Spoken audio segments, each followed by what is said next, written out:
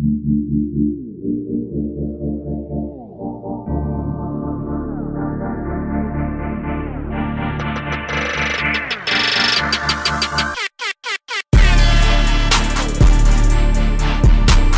and gentlemen, welcome to another episode of the Chalk Talk with Vitality Fitness. I'm your host, Nate Lambert, and to my right, we've got Kyle Bernier. He's in the building. Yo. In the building. No doubt. And we've got Nate Agnew sitting directly across from me, looking absolutely swole team at 6, just busting out that dry fit t-shirt. Yeah. Speaking of dry, that's a nice blue you got. Yeah, it's a royal blue. The Duke blue? The color. It's Duke blue. The decal's looking a little smeared though. I think it's I got jacked with. You got jacked up. We got new apparel coming in though, so we're gonna be flossing. flossing. It's like is it some Gucci? Some Gucci You t-shirts. should floss. You guys have defined flossing, even You for should me. floss every day. Flossing. I'm actually not a big dental hygiene guy. That's not I something brush that my you should teeth. admit. I brush my teeth twice a day, but when it comes to flossing, I think it's overrated. I floss. I'm not trying. Definitely not. I'm not trying to get a gum bleed. That's the worst thing. Well, in the world. you have to start flossing, and you're gonna bleed. Your gums are gonna bleed early, and Yeah. then you keep doing it, and it goes away. That might never happens to me. Mine always bleed. I think I have a problem. Do you floss every day? Yeah. How many times? Once a day. At night. But I mean, I think everybody at this Should table get that lies checked whenever out. they go to the dentist and they're like, "Hey, have you been flossing?" And you're like, "Yeah, man. Of course. I floss 15 minutes every day." Here's something that's interesting. I haven't been to the dentist in a long time. Oh yeah, Same. this is a good question. How long has it been for you? I'm Oh, curious. dude, probably at least 6 or 7 years. So Oh, wow. since before okay. in Like, college, you did not go to the dentist. I don't remember going ever in college. Last time I went was in high school, and that was to fix this chip. front tooth. Yeah. And they would just put like a little filling there. They did it 3 times. It kept popping out. I hate it. I hate the dentist. The last time I went, I was like in the middle of a work day. I remember telling you how much I hate He it. brushed his teeth probably 18 times before he went. Before I went, yeah. And I also tell you the secret, I had no cavities. I've never had a cavity. What? But I literally like freaked out, like had a panic attack in the waiting, not really, but like a mini panic attack in the waiting room. And I told the lady, I was like, I got heart problems, I gotta leave. And she was like, He just left. She was like, that's fine. Are you okay to drive? And I was like, yeah, my aunt lives Better around call the your corner. ambulance. Like I was just lying, and I was like, get me out of You're here. like, Aunt Kay, I'm coming over. Also, here's something interesting, and this isn't something I'm Dude. proud of. Ever since I was a kid, I would go to the dentist. They would, clear me, no cavities, you're good to go. And I wouldn't brush my teeth for the rest of the day. Didn't brush my teeth that night. Dude, that- wouldn't do it. Wow. That And I've feeling, never gotten a the cavity. feeling when you leave the dentist is highly underrated. No, it's a terrible feeling. Well, why wouldn't you brush? I know. I really don't know. I think one night I forgot, and then I was like, oh, I still don't have cavities. Like the next time I went, and so I was like, not gonna brush from now on. Like just that one day. Dude, Just that one day. Your phone is over here vibrating every 15 seconds, and then your computer's on Hey man, loud. I'm working. Sun's up. I'm working. I'm working. Even during a podcast. Unbelievable. Sun's down. I'm Anyways. I'm still working. So that's how you don't get. before we get we say all this about not going to dentists to tell people to go to the dentist. Go to the dentist. Because it is important. If we had a dentist in this complex, we would be plugging them right now. I would love We'd be that. plugging them. If there are any dentists out there that are interested in sponsoring the podcast, please email Nate at CrossFitVitality.com. Even though I will not attend. He won't come see you, but he No. will appreciate the free toothbrushes. Shout and out toothpaste. Crest. Shout out to Crest. I'm a cold, yeah. That's Our cold. flagship sponsor is Crest. Or Tom's. We got to be healthy. All right, so before we get rolling, we have 2 announcements. We talked about this first announcement on the last podcast. The CrossFit Vitality, CrossFit North Lake, and CrossFit Cornelius Throwdown is quickly approaching in September 29th is the date. We couldn't remember on the last podcast because we're horrible at our job. There are spots still available, so if you are looking to throw down and assert some Vitality dominance around the local CrossFit community, make sure you get signed up. Yeah, I mean, we've only lost the last 2 years. I think Oh my it's gosh. necessary we get a win. Bruh. It's literally. I mean, I know you love your fiance, it's but Nard Dog and Laura. it's not even It's Jenna. Nard, who recently just got a girlfriend. So that's shout out to There's- the Nard. That's stories right. there. Relationship. That's my dog. And then our other announcement is Vitality has officially started their sugar detox. Has that actually No, started? September Jess? 4th. September 4th starts our sugar detox for Vitality. Again, it's added sugars, processed sugars, all that jazz is going out the window for the next 4 weeks out. Till October 2nd. Yeah. So September 4th to One October month. 2nd, that is our sugar detox, and you're going to shed some excess body fat and be a lean, mean, muscle gaining machine, like Mr. Agnew said on the last episode. Yeah. So for our segment for the day, I wanted to address an issue as a coach that I've seen ever since we moved into this facility. And it's repulsed me to my core. And I'll open up with a quick story. Whenever we first moved in here, we only had 2 Speal bars, and they were on the guy's side of the blue rig, and they're always super high in the air. I'm like 5'4" on a good day, and I wasn't wearing my wedges that day, so I was feeling pretty short. And I had to do Fran, and we had just recently moved in here, so still getting used to everything. And so I start doing Fran, finish my round of 21 thrusters unbroken. I'm feeling pretty fresh, feeling froggy. Walk up to that bar, jump up, fingertips meet the bar, and immediately, as soon as I feel my fingertips hit the bar, I drop right onto my butt, land as hard as a rock, land as hard as a rock. And Lisa Merrick was standing right across from me. She was like, "Oh my God, are you okay?" And I was just absolutely just devastated because I was like, I'm trying to PR and I waste time by falling on the ground. Did you get back up and keep going? Of course I did. I got back up. You did PR it too. I did PR. Nice. But just right over 3 minutes at the time. I mean, I'm a lot fitter now. I mean, I was still eating Jack Link's beef jerky every morning for breakfast back then. So my athletic performance was not at the. Shout out to Jack Links. Shout out to Jack Links. Sponsorship from Jack Links. That's good. Creston Jack Links. Teriyaki flavor? Dude, okay, so the issue that we have kind of as coaches, and I think we all speak collectively as a coaching unit here, is you just stop being stingy with the Speal bars. Yeah, like 100%. We get it. They're the sauce. Everybody loves it. But sometimes when there's 5 toes to bar in a round of a workout, you don't need to hog that Speal bar and get that thing on lockdown. You don't need it. You don't need it. I think the only time you should ever really want that is if it's like a competition and you're gunning for something. Yeah. And it's like 100 pull-ups. Yeah, and it's like 100 pull-ups or something. If we're talking high reps, or if it's you've never done your bar muscle up and you want a little extra grip on that bar and you're trying to get your first one, stay after class, get on your Speal bar. Yeah. But so what if Milton and Adam Jordan have the Speal bar locked up at 5 a.m.? I'm going to go down to the rig and start chipping away. Yeah. You just don't need it. You just need to stop being so selfish. We're not gonna give you an advantage that being more fit wouldn't give you. Mm-hmm. Does that make sense? Yeah. If someone's better at pull-ups, it won't matter if they're on the Speal bar or powder coated bar. They're going to be better at pull-ups. And honestly, it's one of those things I love doing with Olenastics. Shout out to Olenastics. Thursdays night, 6 p.m. Make sure you sign up if you want to get better with a barbell and/or gymnastics movements. That wasn't scripted. That was not scripted. I just did that. That was just off the dome. Clean. One thing I love about Olenastics stuff is we're training these guys and girls to get better with gymnastic skills on the bars on the red side, which everybody complains about. It's like no man's land down there. You got like dust bunnies rolling around over there under that rig because everybody hates training down there. But if you want to get better with your gymnastic skills or obtain a little bit more grip strength, like forget about we go back to the setting goals talk. Forget about your time on the leaderboard and try to get a little better on a pull-up bar that's a little bit more slippery. Yeah, I even told that to Chris the other day. One of my clients we keep doing. We've done a lot of chest to bars, a lot of toes to bar, and a lot of bar muscle ups. Yeah. On the highest pull-up bar on the red side, the one in the middle. And he was like, hey, why don't we ever do, is there any other pull-up bar that I could use? Because that one in the middle is a little inconvenient, and it's a little weird. You're never going to hit your head or anything, but it just feels a little weird. You could very easily knock your teeth out if you're doing a bar muscle up wrong. Yeah, incorrectly. So I was like, look, yes, we have a Speal bar on the blue side, but until we master gymnastics, we're not touching that Speal bar. Yeah. Because as soon as you feel the Speal bar and something like a high volume of toes to bar and pull-ups, it's like a crutch. Exactly. And you're like, I can't do toes to bar. I don't have a Speal bar. Well, yes, you can. Right. So I just was very adamant to him, be like, we're not going to the blue side or using one of those coated bars until we perfect The gymnastics. last point I'll make on that, especially leading into the throwdown coming up, you're probably not going to get lucky and get a lane with a Speal bar on it. So it's better to know what your capacity looks like on a bar that's not tacky. Yeah. And then when you roll up and they give you your lane assignment, you're like, oh shoot, I got a Speal bar. Daddy's feeling pretty delicious. Let's rip out some toes to bar. The big bad booty daddies. The big bad booty daddies, man. Swinging for the fences. That's going to be interesting. About to go 3 for 4 with 8 RBIs, man. No doubt. I don't know what that means. You don't know what it means? I know what it means. Agnew, do you know what time it is? What time it is? Yeah. Oh, is it probably? It's about time for that round table. No, wait. Round table. I think it's about time for that round table. It is time for the It's exactly 11:30. the round table. The round table In a world.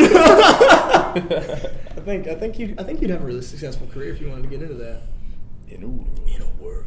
Vitality Fitness. 4 RBIs. 4 RBIs. Do you know what RBI stands for? Runs batted in. Real quick, Yeah. do we want to even touch on the topic of the new CrossFit standard or the new CrossFit thing, or do we want to leave that for We're another going to day? leave that on the table Probably until there's an official statement. Mm. I think, Okay. because like it's all hearsay and all speculation. Yeah. If we did one now, we'd have to come back and do one. Because there's a lot of turmoil inside here. Yeah. I'm going to let it out. If you guys can keep Kyle in your thoughts, he's really. Have you been sleeping? I actually have been sleeping really good. He's been sleeping really good. Maybe this is a good sign. Maybe it is. Maybe you're just going to sweep the Dubai this year. So Dubai whip. You're just going to sweep take all that oil money. Getting political.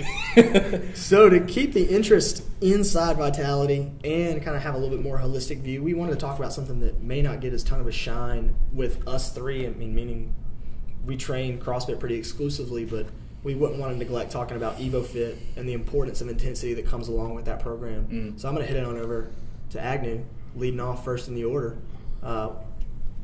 Just tell me about ēvoFit. I don't know what to say about that, but just tell me about ēvoFit. Yeah, I mean, obviously the biggest difference is the majority of people that come in here and have either never been here before or heard about it or whatever. The biggest difference, to put it in the simplest terms, is there's no barbell, so there's no highly technical gymnastics movements, Olympic lifting movements, and then there's also no highly technical gymnastics movements. So we're not doing toes to bar, pull-ups, muscle-ups, whatever, and then no clean and jerks, snatches, heavy back squats, deadlifts. So we completely eliminate those two kind of options in that program. So a lot of people are intimidated by the barbell or not confident, and right off the bat think, oh, I see the CrossFit people think I can't do that. So it's hard to convince somebody that they can do that, which everybody could, but not everybody's the most confident. So we created this program. Not me, Brent Are created. you taking credit for Brent's work? Yeah. He created this program about 2.5 years ago. Yeah. So and it's really taken off just in the fact that I think most people, which is totally fine. Most people just aren't confident enough to jump into a highly technical barbell lift or gymnastics movement. So then we provide this ēvoFit program with, when we do have these weighted components, we don't take weight completely out of it with the torpedoes, which is basically like a mix between a barbell, dumbbell, and kettlebell. So you can, and they always say anything you can do with a barbell, you can do with a dumbbell. So same thing with the torpedo. So we will mimic, thrusters, single leg deadlifts, halos, shoulder presses, Z presses, a lot of stuff we do with the barbell.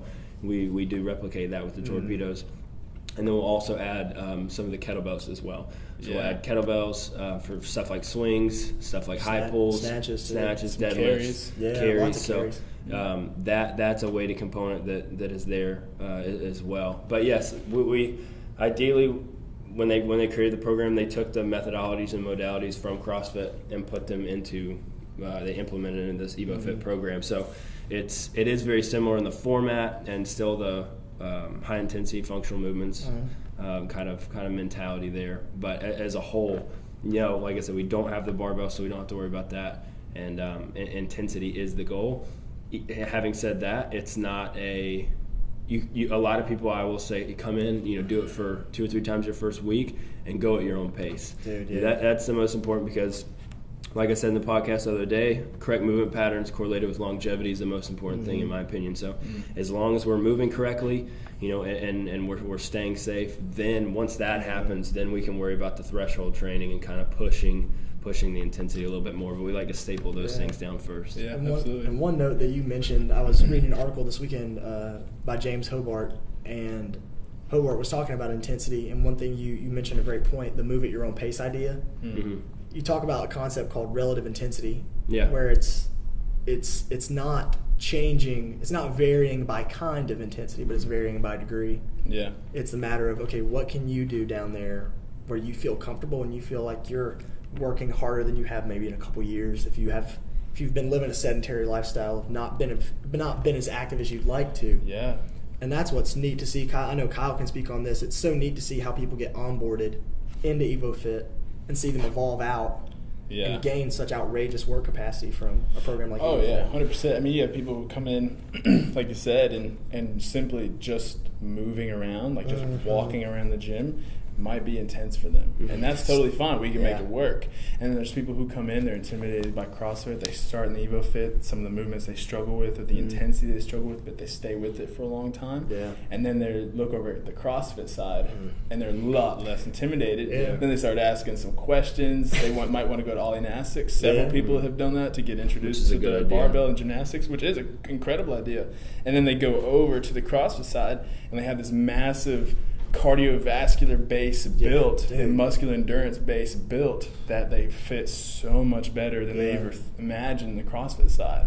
Could they have gone in right out of the gate and done it? For sure. But doing that, and it really helped build their confidence. Because, like, I can speak to that. There's nothing more, few things are more frightening in our training on the CrossFit side than when you feel like you're too winded to do something. Yeah.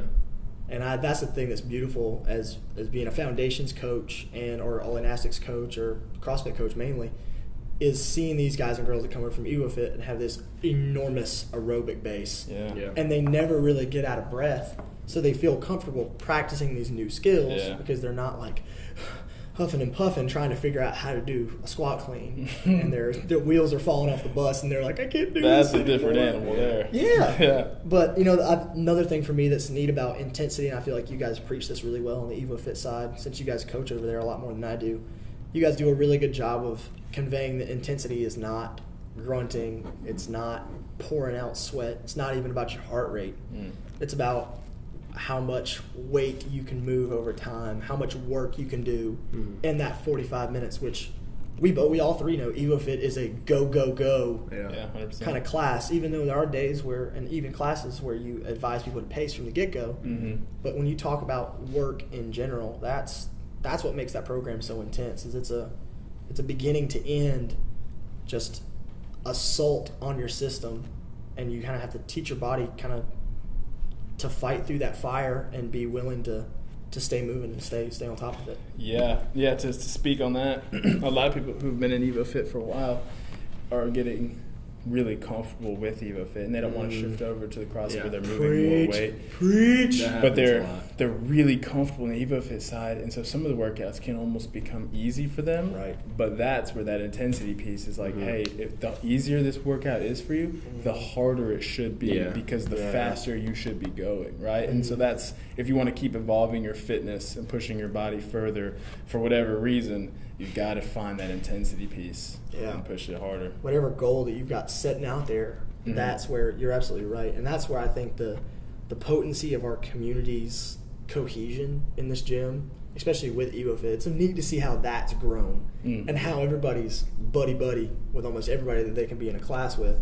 I think that's where what Kyle's saying, that's important, where if you ever get to the point in an ēvoFit workout or class where you find something being a little bit too easy, or you find yourself slacking a little bit, like find somebody to stay ahead of, or find somebody who's a lot better than you are, and kind of give yourself that little extra push. Kind of like you talked about with Steve the other day, like don't ask them to get in your face to motivate you, but make them that person where it's like, okay, there's my rabbit. Like, I'm going to go chase that rabbit and see how long I can stay with them. 100%. Another thing with the intensity, too, is just the fact that it ties in with the threshold training. Threshold training being going as intense as possible until form starts to fail and technique starts to go. So a lot of people that do come over from the ēvoFit side, they do have that great aerobic base now, and so they kind of have an idea of where their technique is going to start to slip, since it's founded so much on the ēvoFit side, and then we add the barbell and stuff like that. And so they just have when you come over, if you come over, some people come in initially and say, I want to go into CrossFit, and say, okay, let's do a month of ēvoFit, and 2 months later I'll be like, what do you want to do? And they'll say, oh, I want to stay here, I love ēvoFit. So great. But the people that do come over do have a really good idea of how their body's going to move and how their body's going to feel coming into barbell movements or gymnastics movements as well. And with the intensity piece, it's all, like you said, relative intensity. Yeah, relative intensity. Yeah, it's all relative. I mean, every intensity equals results. Yeah. That doesn't mean that your intensity is more than my intensity, is more than Kyle's intensity. No. Whatever that intensity is for you, then try to hit that every day, because at the end of the day, everyone's in here for result, a type of result. Yeah. Whether it's get bigger, lose weight, gain muscle, feel better for your kids, whatever that is. So if we can continue to reach that intensity, whatever your intensity is on that day. Exactly. Then That's hit brilliant. that, and that's how we continue to get better. And it's potent, man. Like right. intensity is potent, and what I mean by that is you can get more out of.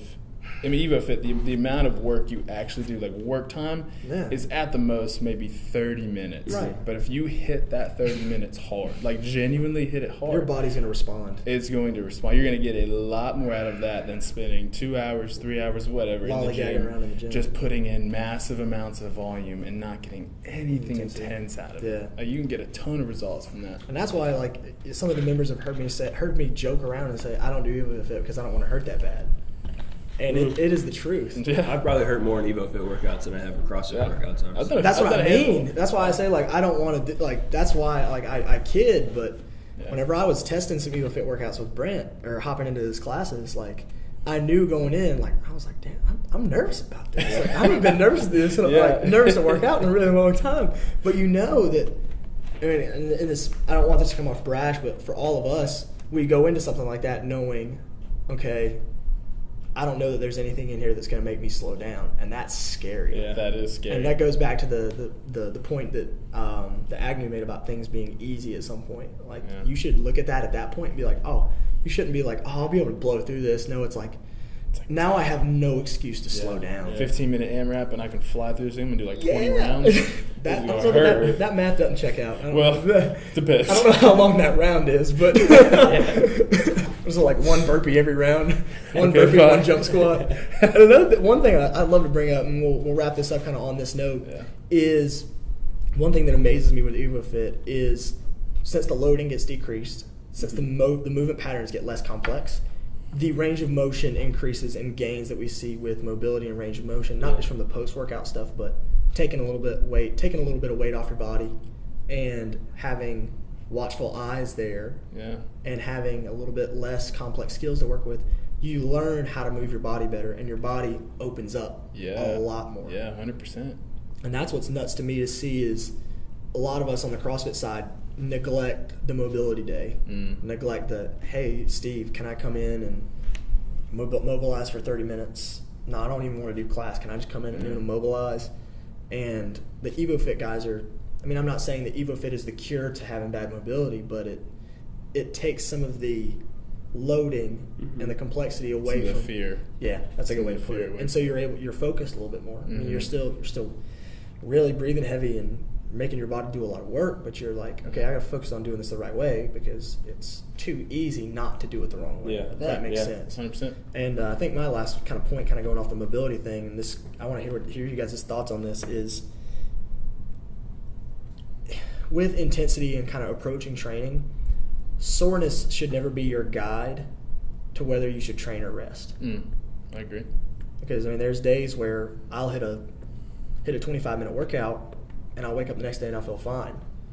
But a lot of us don't consider, and not be sore, I'll say it that way, but a lot of us don't consider, okay, what load did I just put on my cardiovascular system? How much stress did I put my body under? Because that's all we do here. We teach our body to handle stress because stress brings adaptation, and like you said, Nate, it brings results. You have to step back sometimes and not be like, oh, I'm not sore, I feel good today. No, let's hop in, let's do this 50 squat cleans for time at 205. Like, brilliant idea, right? Oh, wow. Sometimes that's a lot. Sometimes you just got to step back and be like, okay, I put my body under a lot of stress yesterday.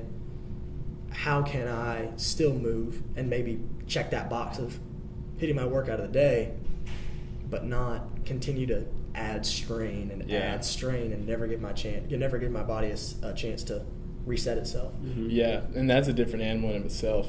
You have to really be in tune with your body, and that takes time and practice. It does. Because anybody who really wants those results can come in and hammer their body into the ground, and all of a sudden they're way farther away from their goal just because they didn't want to take a day off. So you have to really be in tune with saying, hey, maybe today is not the day to push this hard with this movement, but what can I do? It comes back to maximizing, right? Like, let's maximize today the best that I can. What can I do? But then also understanding the balance of, okay, do I need to push myself here? It's a fine line, and you can go on either side of it, and it takes time to figure it out. And it's like we talked about in that, like me and you talked about, Nate, in that Setting Goals podcast. It's the fine line of how much rest is too much rest. Like, what's enough rest for me to get my storages back up to go find intensity because it's hand in hand. Yeah. You cannot have the intensity without the rest and the recovery. Yeah, and unless you're training, Max said this to me one time, that's my coach, for those of you who don't know, Max said this to me and unless you're training for a competition, like a competition is coming up, for instance, let's say at the games. Yeah. The games, you're going to be called to do volume and intensity without much rest. And unless you're prepping for that, you need to listen to your body. Yeah. If not, you need to get your body ready, your mind ready for what it's about to go through. So unless that's the case, you need to be smart and just live to fight another day, but also ride that line of pushing yourself. So You have anything else you want to add? I mean, I think, all that stuff's really good. I 100% agree. I think it's a little bit different if you're just starting out. That's brilliant. That would be the only thing that, not that obviously I would disagree with, but the one thing that pops up, because one of the biggest questions I get from new members, people that just join, is, okay, well, it's a, for ēvoFit example, it's an unlimited membership, you come as many times as you want. Is how many times should I come this week? Wow. And so the one thing I usually tell them is, on average, depending on who it is, if this is your first time working out in 5 years, then let's maybe 2 times a week, 3 times a week. Right. But I always tell them, there's nobody. I can coach you and I can help you and I could we can talk and communicate about how you feel, how sore you are, whatever. But at the end of the day, no one's going to know your body as well as you. Yeah. This is our profession, but I don't know your body as well as you do. And listen to it. So I said, if you wake up and you physically, can't roll out of bed, then let's, a 30-minute walk or something around the neighborhood. I think it's perfect. Might be But what if you you need. wake up and you're like, a little banged up, a little sore, but I'm okay. Yeah, maybe wait a couple hours, get some food in, you hydrate, and then, see how you feel. Yeah. Then, come back in. Because sometimes, a lot of the times, if you're relatively new to it, getting in here and working out, flushing out that muscle soreness is the best thing for us. Yeah. But listening to your body is what I tell everybody that's starting out, because that's so key. Yeah. And so to kind of close and wrap this episode up, I think the biggest takeaway that I can give, whether you're a CrossFitter or whether you're listening to this because one of us posted on our Instagram, is this is not let me go get better at cardio, or this is booty boot camps for moms. This is not it. There are tons of different people that have benefited from this program and lost countless pounds of body fat and gained not only wellness, but capacity to be able to move and be able to do things that they thought they never could. Too. Yeah, dude. Confidence. Excellent point. So thanks for tuning in, guys, for another episode of the Chalk Talk. Yo ma. What? Say yo ma. Yo ma. You ever seen Seinfeld where Kramer has that twitch? No. He's like, yo ma. Just throughout the day. That is me talking. Yo ma. I hate the drink. All right, guys. Tune in next week for more exciting content. We'll see ya. We'll see you again.